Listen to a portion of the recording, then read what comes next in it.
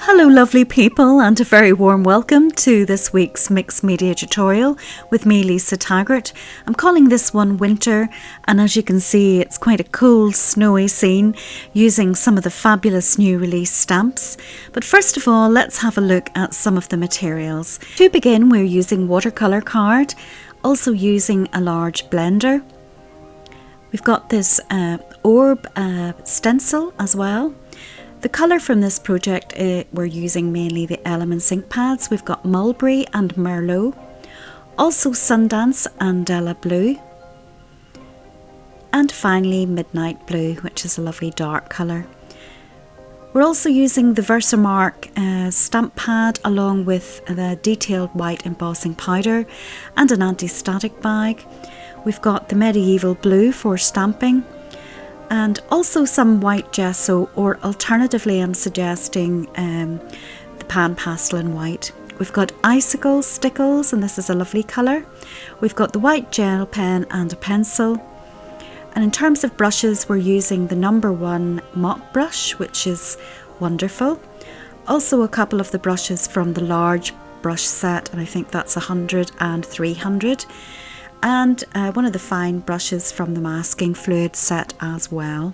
Moving on then to the stamps and the stencil. Stencil's called White Orb Stencil. We've got Wild Pine, Christmas Joy, Small Pine Trees, Fox Set 2, Snowflakes Small, and the Tiny Snowflakes. So if you want to convert all of those into something that looks a little like this, just keep on watching. So we're beginning with our 6 by 8 inch piece of watercolour card, and I'm measuring 6 squares down, and I'm simply drawing a line like a hill for the horizon. And I'm going to be using my mop brush and that Della Blue colour, which I'm placing onto my mat, and the brush is slightly damp, not too wet at this stage, and I'm going to be building up that colour at the horizon line, so the strongest saturation of colour is just above the line, and I'll be building that up and blending it in either side.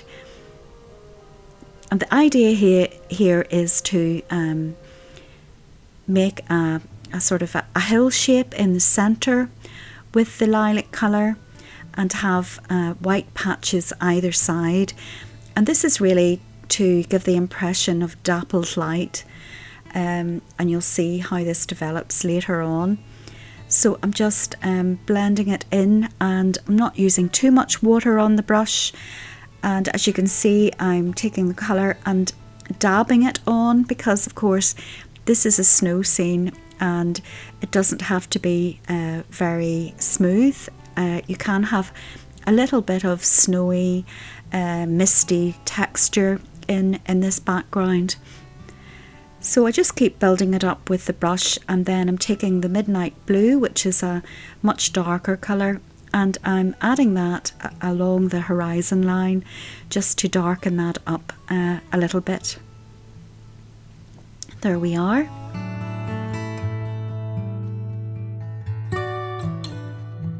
And that's dark enough. So next I'm just tearing a piece of coffee paper so I can mask off the snowy part underneath the horizon line, and we're going to start some stamping with these little trees. I'm using Della Blue for the stamping, and the background is still slightly damp, and I don't mind that because the trees will blend slightly with the background, and this is water-based ink that I'm using, and it does react with water. And I'm taking different shapes and sizes of the little trees, and I'm doing first and second generation stamping to create different heights and different saturations of colour to build up the impression of trees in the foreground and of course in the background, so it looks like there are distant trees. And this is just a little hazy group of trees that will blend into the background in the overall picture. Next, I'm taking what's left on my brush in terms of the dark colour, and I'm just sweeping that across to look like wind. Now make sure this background is completely dry because we're going to move on to some heat embossing stamping. So I'm taking my anti-static bag and giving it a good swipe, more or less all over. And I'm inking up the first larger tree stamp, placing it at the foreground in the front. And I'm using my Versamark sticky ink pad for this, which is clear ink. Now you won't see this, unfortunately, this isn't great filming, but then you take the white embossing powder and that attaches to the sticky ink and you heat it up. And I'm repeating this process using the same stamp. This time I'm only inking up the top half of the stamp and I'm placing that a little higher up. And I'm going to repeat the process of putting the embossing powder and heat embossing it so that it's permanent. And I'm sorry it's very difficult to see, but I think you get the general idea. This time you will see the top of it against the darker sky. And there we are. And it isn't until we add the colour in the foreground that you will not see it until the colour is added. So I'm also adding another stamp just at the side there and repeating it again. Now we're taking the smaller tree stamp and I'm going to do over the left hand side to add a little group over there. Placing that on. Again, I'm going to cover that with the embossing powder, which is opaque white, and then I'm going to heat that with my heat gun. There we are, that's that done. I'm going to cover it up and add another little portion of the tree, and I've masked off the trunk part as well so that it looks nestled into the snow, and I've heated that up as well. And there we are, and that's the part, the heat embossing complete. Now for the inking, and I'm taking Sundance first of all, and I'm putting that at the top of the trees and towards the centre, and I'm really blending this into the background but following the shape of the trees. And what I would recommend you do here, and I didn't really do it, so having done the picture once I can tell you what not to do, is do follow very closely the shape of the trees when doing this. I think I went over it too much, which meant that I had to fix it with the gesso later, and you'll see that. But if you keep to the edges of the tree shapes, it'll be a little easier. So as I say, we're using the yellow first of all for the tops of the trees, and now I'm going to blend some of the lovely mulberry colour into the centres, and that will mix with the yellow to create an orangey red colour. And I just keep on mixing the colour in until I'm happy with it, blending it, adding a little bit of water to my brush, and also following the shape of the trees. As you can see there, I'm just roughly with the edge of my paintbrush putting an indication of branches. And the reason I'm using this ink is when it's dry and the picture is at a later stage, you'll see that it looks like hazy sunshine shining through the trees. So I'll just carry on building that up and mixing the colours together. So it's a mixture of pale yellow, orange and a pinky red. Now I'm taking Merlot, which is slightly deeper colour, and I'm using that for the bottom of the trees, and I'll be blending that into the colour above. And as you can see, I've gone quite a bit over the edge of where the stamping is on the trees. And as I say, I would recommend maybe you not doing that and keep it closer into the edge. But always remember that everything can be fixed, which is something that I do a lot. So next up we're taking Della Blue and I'm mixing that in at the bottom as well, because I'm going to be using a lot more of the Della Blue in the background. Taking some yellow again, and I think I've washed off my brush for this, and if you see me taking the brush away, I'm usually using the water and dabbing it off on a towel if there's too much water, etc. So just keep blending it in over the top and until it looks something like this, and then do the same to the other side.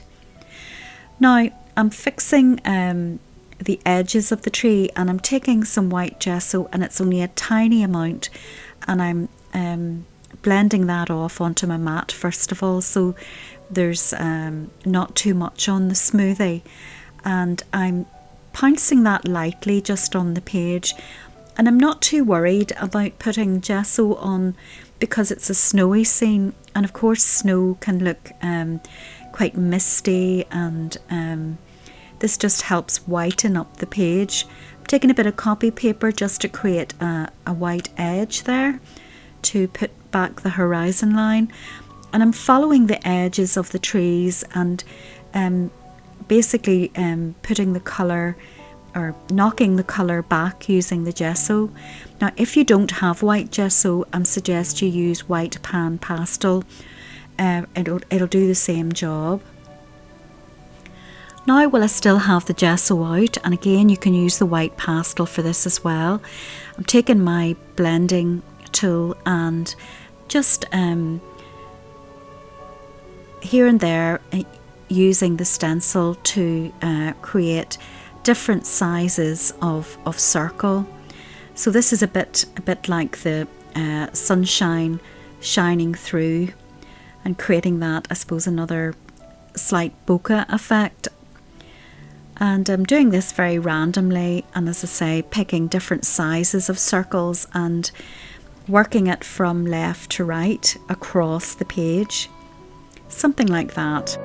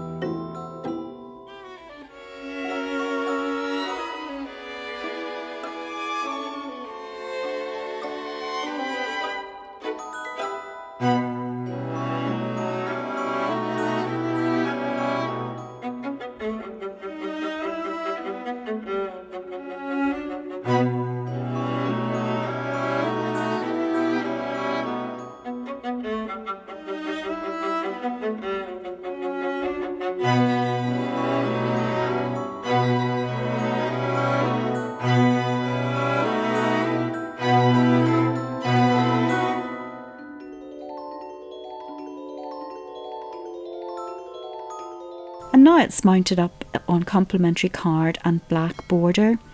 And I've also taken the white gel pen and added in the branches in the trees where they've been lost, and emphasised the stamping there with the white. And that's the picture complete. I hope you enjoyed this week's project and you'll also have a go, and I do love seeing what you create. And of course, take very good care of yourselves until next time. But above all, get creating, be brave and enjoy the adventure.